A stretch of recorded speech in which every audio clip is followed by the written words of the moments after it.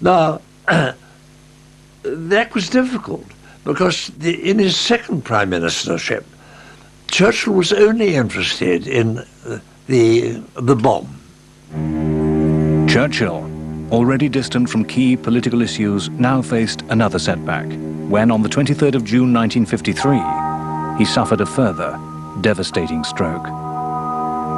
The stroke he suffered in 1953, which was the second of his major strokes, took place at a dinner party he was giving for De Gasperi, the Italian leader, and was quite misinterpreted by all the guests there. It was thought that he'd drunk too much.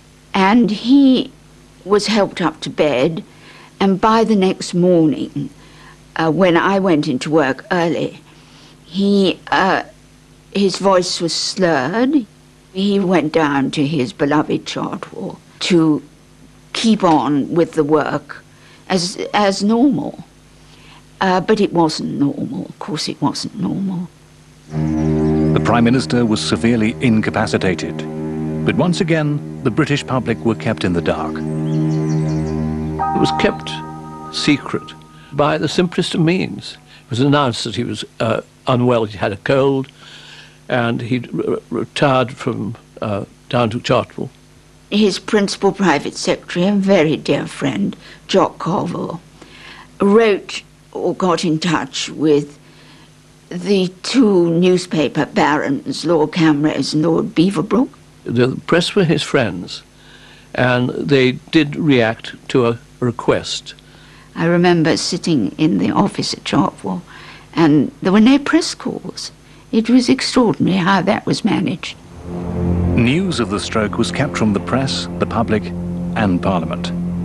After a period of rest, an even more severely weakened Churchill returned to number 10 Downing Street. As regards his increasing frailty after the stroke, yes, it was apparent. The immediate circle round him were so protective that in a way I think our eyes were blinded to frailty. But I would hear outside Downing Street people saying that he was not achieving sufficiently to keep control of the government.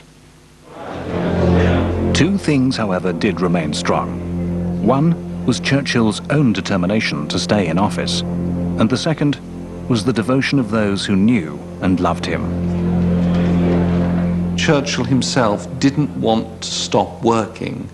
There's no doubt there's a fear of the depression, of the black dog descending on him.